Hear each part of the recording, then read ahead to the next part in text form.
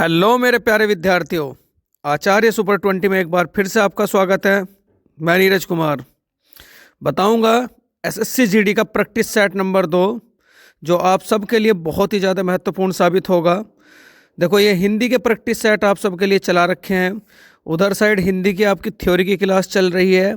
अगर आप दोनों को कॉपी में लिखें, मतलब थ्योरी की क्लास को भी और प्रैक्टिस सेट को भी, तो आने वाली परीक्षा के लिए आप सबके लिए अचूक मंत्र होगा। बच्चों देखो, थोड़ा सा मेहनत तो करनी पड़ेगी, जिससे कि आने वाले परीक्षा में आप सबको सफलता प्राप्त हो सके, क्योंकि परीक्षाएं नज़दीक हैं। यूपी पुलिस का भी नोटिफिकेशन आ चुका है, एसएससी जीडी के फॉर्म चल ही रहे हैं बच्चों।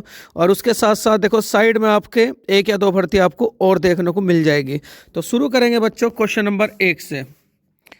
देखो, क्वेश्चन नंबर 1 क्या कहता है, ये गद्यांश आपका। गद्यांश में दिए गए कुछ शब्द हटा दिए गए हैं। दिए गए विकल्प की सहायता से रिक्त स्थान भरे। प्रत्येक संख्या के लिए सबसे उपयुक्त विकल्प का चयन करें। देखो, पढ़ो पहले बहुत ध्यान से। गद्यांश का 5 नंबर का सवाल आएगा और 5 नंबर बच्चों बहुत बैठते हैं। देखो यहाँ क्या है, दुनिया में बहुत सी वस्तुएं बार बार मिलती हैं, 4 वस्तुएं कभी मुंह से निकलती हैं। तो बताओ जरा, यहाँ क्या आप फिलअप करोगे?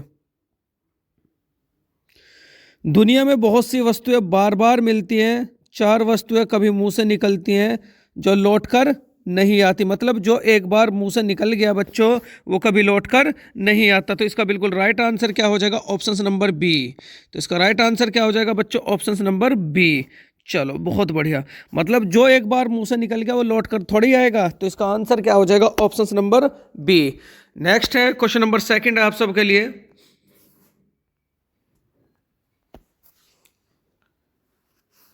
दुनिया में बहुत सी वस्तुएं बार बार मिलती हैं, 4 वस्तुएं कभी मुंह से निकलती है जो लौटकर नहीं आती। मतलब पहले का आंसर तो क्या हो गया था बच्चों? लौटकर। अब दूसरा समझो जरा। शब्द कमांड से निकला तीर, खोया अवसर और बीता समय सफलता का पहला मंत्र है। तो इसका राइट आंसर क्या हो जाएगा बच्चों? ऑप्शन नंबर ए, शब्द। बहुत बढ़िया।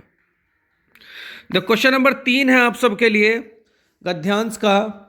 दुनिया में बहुत सी वस्तुएं बार बार मिलती हैं, 4 वस्तुएं कभी मुंह से निकलती हैं जो लौटकर नहीं आती। शब्द कमांड से निकला तीर, खोया अवसर और बीता समय सफलता का पहला मंत्र है। समय प्रबंधन, कल नहीं आज यह, कल नहीं आज यह सफलता का परम मंत्र है। तो इसका राइट आंसर क्या हो जाएगा बच्चों? मतलब चाहे तो आज नहीं तो कल तो सफलता मिलनी है। तो जो ये वाक्य का फिल इन द ब्लैंक्स है वो क्या है बच्चों? सफलता। तो इसका राइट आंसर क्या हो जाएगा? ऑप्शन नंबर डी, सफलता। क्वेश्चन नंबर 4 है आप सबके लिए। सफलता का परम मंत्र है, हमें जीवन के हर क्षेत्र में परिष्कार करना चाहिए, मतलब मेहनत करनी चाहिए। तो इसका राइट आंसर क्या हो जाएगा? देखो, ये ऑप्शंस बी मेरे टाइपराइटर ने ऐसे ही छाप दिया है। तो इसका राइट आंसर क्या हो जाएगा बच्चों? ऑप्शन नंबर बी, परिष्कार। तो हमें हमेशा मेहनत करनी चाहिए। जो आज सार्थक है उसका भूत और भविष्य हो जाता है। तो उसे क्या कहा जाता है? तो उसे क्या कहोगे बच्चों? मतलब जो आज मेहनत नहीं कर रहा है तो कल या आज वो असफल होना ही होना है। तो इसका राइट आंसर क्या हो जाएगा? असफल। तो इसका राइट आंसर क्या हो जाएगा बच्चों? असफल। बहुत बढ़िया। चलो एक बार रिपीट करते हैं सारे के सारे क्वेश्चनों को। दुनिया में बहुत सी वस्तुएं बार बार मिलती हैं, 4 वस्तुएं कभी मुंह से निकलती हैं जो लौटकर नहीं आती। कमांड से निकला तीर, अवसर, बीता समय सफलता का, मतलब शब्द कमांड से। पहले में तो क्या बताया था आपको? लौटकर नहीं आती। दूसरे में क्या बताया था? शब्द कमांड से निकला तीर, खोया अवसर, बीता समय सफलता का पहला मंत्र है। समय प्रबंधन, कल नहीं आज यह है सफलता का परम मंत्र है। हमें जीवन के हर क्षेत्र में क्या करना चाहिए? परिष्कार करना चाहिए। जो आज सार्थक है उसका भूत भविष्य हो जाता है क्या? असफल। बहुत बढ़िया। चलो देखो, ये थे गद्यांश से रिलेटेड आप सबके लिए बहुत ही ज्यादा महत्वपूर्ण सवाल। आज थोड़ा सा मैं इजी प्रैक्टिस सेट लिया है जिससे कि आपका कॉन्फिडेंस लो ना हो, ठीक। लेकिन आप daily to daily in practice set को अटेम्प्ट करें, जिससे कि आने वाली परीक्षा में आप सबके बहुत ही अच्छे नंबर आ सकें। क्वेश्चन नंबर 6 है, सुमन को यह देखकर बहुत दुख हुआ कि वह असफल हो गई। वह कौन सा वाक्य है? सुमन को यह देखकर बहुत दुख हुआ। पहले तो एक ये कि वह असफल हो गई, तो ऐसे वाक्य को क्या कहेंगे बच्चों?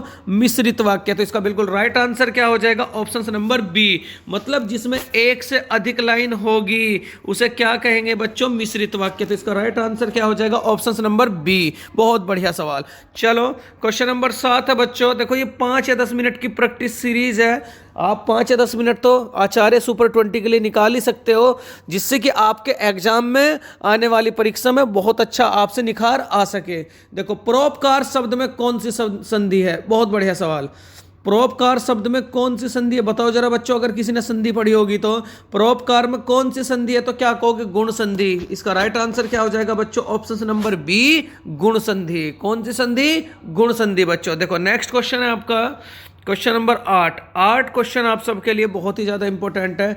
रामायण शब्द का शुद्ध विच्छेदित रूप कौन सा है? बताओ जरा। रामायण शब्द का राम प्लस ए, बिल्कुल भी नहीं। राम प्लस अन, बिल्कुल भी नहीं। राम प्लस यन, बिल्कुल भी नहीं। तो रामायण शब्द का मतलब जो आका डंडा आ रहा है इसे हटाते हैं संधि विच्छेद में, इसकी जगह क्या लगा देते हैं? ए। तो इसका राइट आंसर क्या हो जाएगा मेरे प्यारे विद्यार्थियों? Option number B. रामायण शब्द का शुद्ध रूप क्या है? राम प्लस के अयन। राम प्लस के अयन। चलो देखो क्वेश्चन नंबर 9 है आप सबके लिए। सूर सागर मतलब एक पत्रिका थी, सूर सागर की भाषा क्या थी? बताओ जरा बच्चों।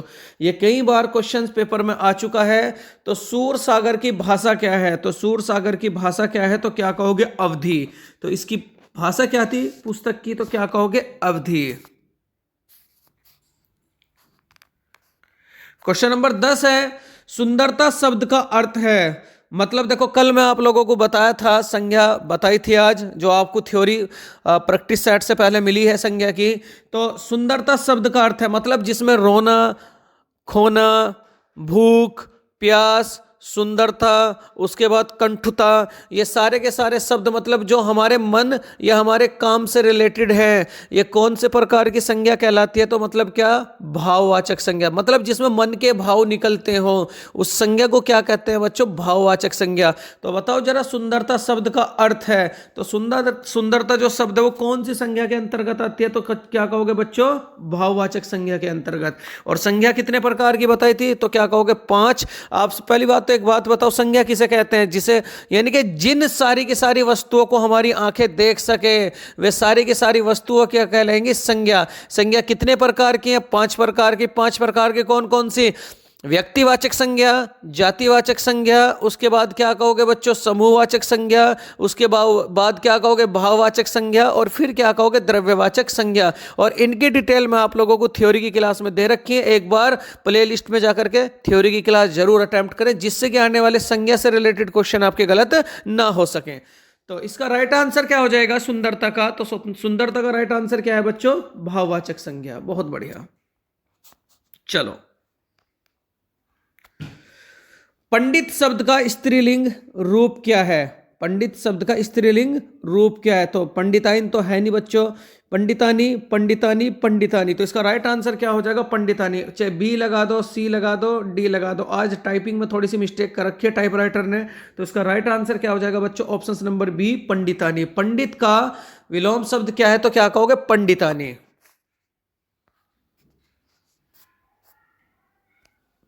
वह का उच्चारण स्थान है।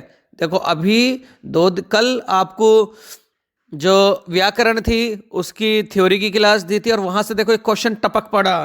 तो वह का उच्चारण स्थान है। तो दंतोष्ठ्य, मूर्धन्य, तालव्य। मतलब वैसे तो वह ओष्ठ्य से बोला जाता है, वह बोल करके देखो वह। तो वह में किसकी हेल्प, मतलब हमारे शरीर का कौन सा अंग वर्क कर रहा है? ओष्ठ। लेकिन यहां ओष्ठ तो दे नहीं रखा। तो इन्हीं ऑप्शंस के अकॉर्डिंग इसका राइट आंसर क्या हो जाएगा? कंटोष्ठ्य। तो इसका राइट आंसर क्या हो जाएगा बच्चों? कंटोष्ठ्य। ठीक, अगर कभी ओष्ठ्य न आए, कंटोष्ठ्य आ जाए, तो इसका राइट आंसर क्या लगाओगे? वह और फै से रिलेटेड। वह और फै से रिलेटेड जो हमारे शरीर के अंग हैं वो क्या है? हमारे ओष्ठ्य, या क्या कहोगे? कंटोष्ठ्य। क्वेश्चन नंबर 13 है बच्चों। देखो 13 सवाल क्या कहता है? हिंदी वर्णमाला में कुल कितने वर्ण हैं? हिंदी वर्णमाला में कुल कितने वर्ण हैं? तो टोटल बताओ जरा कितने वर्ण होते हैं? तो क्या कहोगे बच्चों? 52। तो इसका राइट आंसर क्या हो जाएगा? Option number B 52। तो हिंदी वर्णमाला में कुल कितने वर्ण हैं? तो क्या कहोगे? 52। नेक्स्ट है क्वेश्चन नंबर 14। क्वेश्चन नंबर 14 क्या कहता है? कौन सी धातु या शब्द के अंत में जोड़ी जाती है उसे क्या कहा जाता है? एक बात याद रखियो बच्चों, जो शब्द के शुरुआत में जोड़ी जाती है उसे क्या कहा जाता है? उपसर्ग। और जो शब्द के अंत में जोड़ी जाती है उसे क्या कहा जाता है? प्रत्यय। तो इसका राइट आंसर क्या हो जाएगा बच्चों? प्रत्यय। Option number C. जो शब्द के शुरुआत में जोड़ी जाएगी उसे उपसर्ग कहेंगे और जो शब्द के अंत में जुड़ेगी उसे क्या कहा जाता है? प्रत्यय। तो इसका राइट आंसर क्या हो जाएगा? ऑप्शन नंबर सी। क्वेश्चन 15 है। क्वेश्चन 16 है बच्चों, व्यंजन को और किस नाम से जाना जाता है? तो व्यंजन को हम और किस नाम से जानते हैं? अच, लुत, मूर्धन्य या क्या कहोगे बच्चों? हल। तो व्यंजन को और किस नाम से जाना जाता है? देखो ये पिछली परीक्षा का सवाल है, तो क्या कहोगे? हल। तो इसका राइट आंसर क्या हो जाएगा बच्चों? हल। नेक्स्ट क्वेश्चन है आप सबके लिए, पंचानन शब्द में कौन सा समास है? पंचानन शब्द में कौन सा समास है? देखो कई बार पेपरों में आ चुका है। तो पंचानन शब्द में बताओ जरा कौन सा समास है? तो क्या कहोगे? कर्मधारय, द्वंद्व समास, बहुव्रीहि समास या द्विगु समास? तो क्या कहोगे? बहुव्रीहि समास। तो इसका राइट आंसर क्या हो जाएगा बच्चों? बहुव्रीहि समास। चलो नेक्स्ट क्वेश्चन आप अटेम्प्ट करेंगे। देखो अगला सवाल क्या है, लेखक शब्द के अंत में कौन सा प्रत्यय लगा है? तो लेखक शब्द के अंत में कौन सा प्रत्यय लगा है? तो इसका राइट आंसर क्या हो जाएगा बच्चों? लेखक, अक या अक। तो इसका राइट आंसर क्या हो जाएगा? देखो लेखक लिख करके देखो, लेख अक।